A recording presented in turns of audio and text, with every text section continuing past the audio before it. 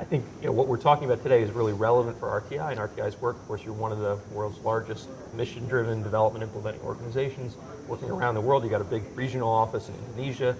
So we want to talk, I want to just get a sense from you, from the RTI perspective, about this issue of localization. As you seek to push out a lot of your work to the developing country level and partner more with local NGOs and local institutions and governments, how is that shaping up for the institution, for RTI? And how do you see this trend in development? So I think, thanks to Devex again for hosting this event, because these issues of localization really are critical. I mean, we're seeing in Asia in particular this tremendous growth of economies, tremendous growth in sophistication.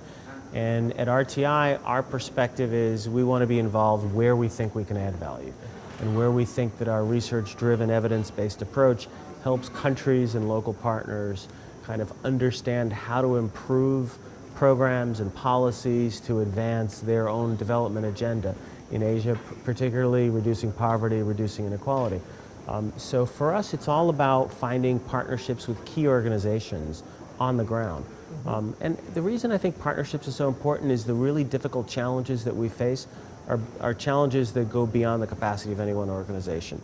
At RTI, we're a very large research-based institute. We have a lot of broad capacity, but we can't solve any problem by ourselves. So we're looking for partners who add real value to our mix of skills, and kind of partnering with those local organizations, I think, is the way to go. I think another key question is, as we were talking about in the panel earlier today, as these economies in Asia, the Philippines, Indonesia, mature, we're going to see more and more work being directed by the governments themselves, and kind of understanding how to work with these governments, respond to their needs, help improve, do the kind of analyses that help them improve their policies. Is really where I think things are going to go over the next decade or so. Yeah, it really looks that way, that organizations that are used to getting funding directly from USAID and then going to implement the project are going to increasingly be going to governments that have been funded through bilateral aid agencies or multilateral banks.